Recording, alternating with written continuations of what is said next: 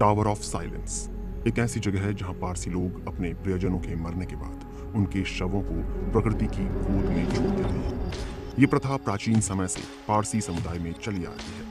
इसे दखमा कहते हैं। पारसी लोग मानते हैं कि मानव शरीर प्रकृति का दिया एक उपहार है, इसलिए मौत के बाद उसे प्रकृति को लौटाना होता है। दुनिया भर में पारसी इसी तरह शवों का अंतिम संस्कार करते हैं और कोलकाता में भी इसे अपनाया जाता है। कोलकाता के बेलेघाट पारसी बागान में पहला टावर ऑफ साइलेंस 1822 में बनना शुरू हुआ था और यह 1828 में बनकर तैयार हो गया था। उस समय कोलकाता में पारसी समुदाय के लोग बड़ी संख्या में रहते थे। तब वहां के जाने माने कारोबारी नौरोजी सोराबजी उमरीगर ने पहला टावर ऑफ साइलेंस बनवाया था। ऐसा कहा जाता है कि जो कोई भी टावर ऑफ साइलेंस का निर्माण करवाता है या उसके लिए दान देता है, सबसे पहले उसी का शव वहां पहुंचता है। कोलकाता में भी ऐसी घटनाएं हुई हैं। जिस शख्स ने यहाँ टावर ऑफ साइलेंस बनवाया, सबसे पहले उन्हीं का शव यहाँ लाया गया। उनका एक पालतू कुत्ता था जो उनसे बहुत प्यार करता था। उनकी मौत के बाद उस कुत्ते ने खाना पीना भी छोड़ दिया था। 7 दिन बाद उसकी भी मौत हो गई और उसे टावर ऑफ साइलेंस के बाहर दफनाया गया। ईस्ट एशिया का पहला टावर ऑफ साइलेंस कोलकाता में ही बना था, जिसे तब कलकत्ता कहते थे। ऐसा दावा किया जाता है कि रंगून, मलय और यहाँ तक कि सिंगापुर से भी शवों को कोलकाता के टावर ऑफ साइलेंस में लाया जाता था।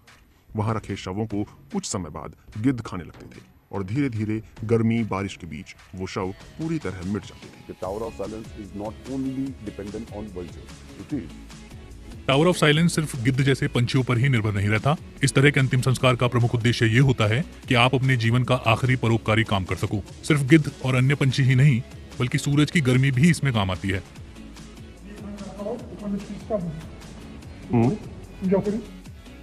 पारसी लोग मानते हैं कि शवों को दफनाने से या उन्हें नदी में बहाने से प्रकृति को नुकसान पहुंचता है, इसलिए वो इस सदियों पुरानी प्रथा का पालन करते हैं। The system that we had of Tower of Silence was based on the principle of non-pollution. हर एक शब्द नासों का सोर्स होता है। हमारी भाषा में नासों का मतलब प्रदूषण होता है। हम नहीं चाहते कि कोई भी शब्द किसी जगह को प्रदूषित करे।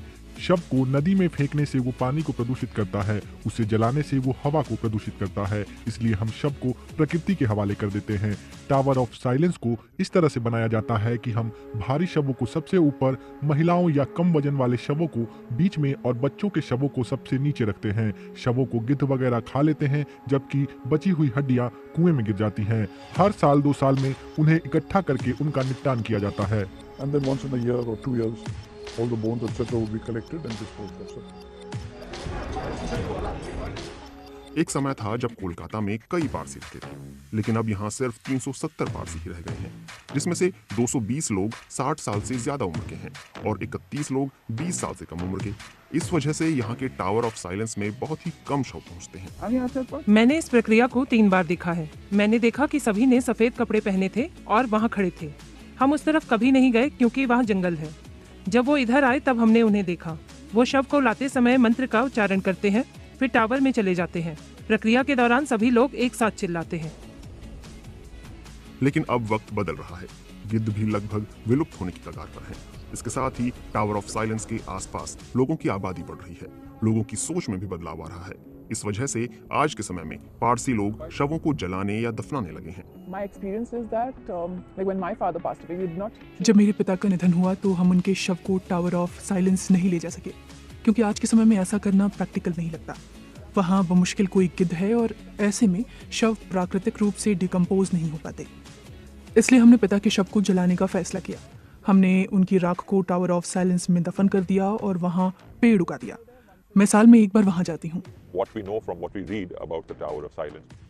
हमें टावर ऑफ साइलेंस के बारे में बस उतना ही पता है जितना उसके बारे में लिखा गया है। हम वहाँ नहीं जाते। शायद यह दाह संस्कार करने का सबसे बेहतर तरीका नहीं है। इस पूरी प्रक्रिया को इन्वायरमेंटल फ्रेंडली नहीं कह सकते। वक्त के साथ हमें आगे बढ़ना चाहिए। हमें यह तलाशना चाहिए कि सबसे बेहतर विकल्प क्या है। क्या कोई भी पीढ़ी इसे अपनाएगी? क्या हमें ये सही लगता है? मुझे नहीं लगता कि ये सही है। इसकी एकमात्र वजह ये है कि अब हम शहर में रहते हैं। आप देख सकते हैं कि शरीर के अंग कहीं बिखरे पड़े हैं। क्या आपको लगता है ऐसा करना ठीक है? पारसी लोगों की नई पीढ़ी अब इस प्रथा से दूर होती जा रही है, लेकिन पारसी पुजारी अभी भी इस प्रथा में विश्वास रखते हैं। Individual as a person can decide anything. अगर आप इस धर्म पर विश्वास नहीं रखते तो आप कोई भी फैसला ले सकते हैं। अगर आप भगवान पर विश्वास नहीं करते या किसी प्रथा पर भरोसा नहीं करना चाहते तो ये आपका अपना फैसला है। लेकिन आमतौर पर अधिकतर पारसी अपनी परंपराओं को मानते हैं और इसी वजह से आज भी टावर ऑफ साइलेंस का महत्व बना हुआ है। नई पीढ़ी के पारसियों का नजरिया बदल रहा है।